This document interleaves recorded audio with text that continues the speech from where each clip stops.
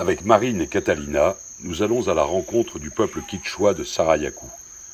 Cette nation indienne, qui bien que toute petite, a réussi jusqu'à maintenant à préserver son territoire de l'appétit des compagnies pétrolières. Une fantastique odyssée du peuple du milieu du jour. Le peuple Kichwa de Sarayaku se situe en Amazonie équatorienne, au sud-est de Quito. Nous rejoignons d'abord la ville de Puyo, capitale de la province de Pastaza. Nous poursuivons notre chemin en taxi-brousse, d'abord par la route, puis par la piste, pour rejoindre le rio Bobonaza. Nous retrouvons enfin notre point d'embarquement en suivant une piste dans la forêt sous une pluie équatoriale. Il faut 4 heures de navigation, parfois mouvementée, pour aller à Sarayaku. On est au top, hein, vraiment. Vous êtes bien, on là. peut pas rêver mieux pour arriver à Sarayaku.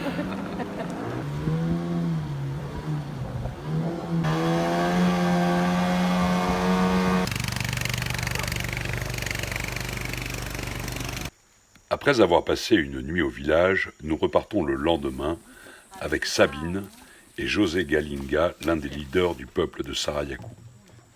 Nous allons à la découverte de leur territoire et de la dernière plantation de la frontière de vie.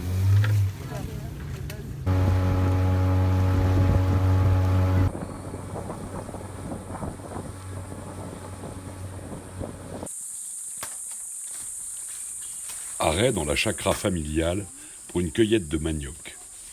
Des feuilles de bananier nous serviront comme matelas pour la nuit.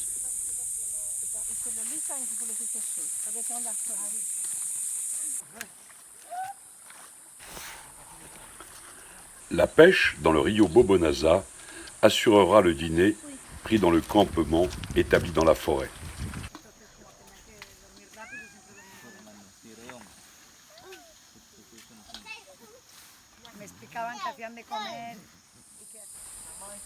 Les clairières de la frontière de vie se situent sur des collines qui bordent le territoire de Sarayaku.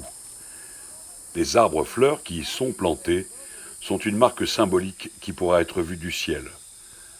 Au départ, les plantations ressemblent à des abatis qui surplombent le territoire de Sarayaku qui couvre 135 000 hectares.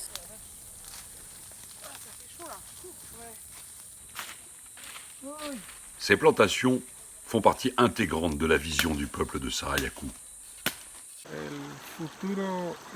Bon, le futur, pour nous, peuple Kichwa, natif de Sarayaku, nous l'avons programmé dans le plan de vie, qui est un plan qui couvre plusieurs axes très importants, qui sont la connaissance des communautés du monde amazonien, la terre fertile et la société, le mode de vie en communauté.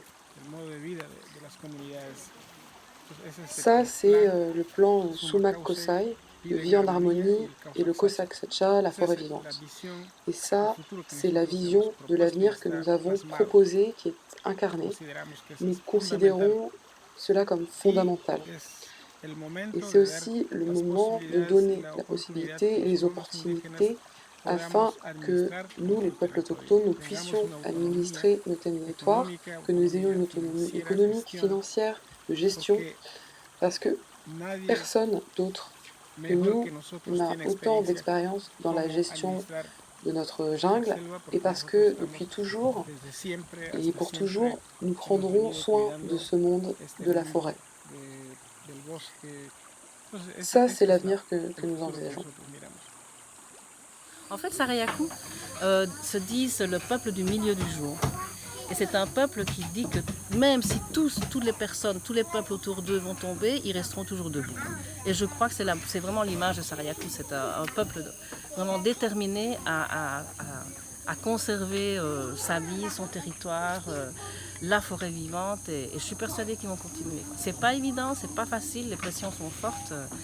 Mais moi, ça fait 30 ans que je vois Sarayaku et il évolue d'une manière positive. Enfin, je veux dire, la forêt est toujours la même. En 30 ans, j'ai vu des peuples qui se détruisaient autour de Puyo, quoi. Et Sarayaku est toujours là. Allez.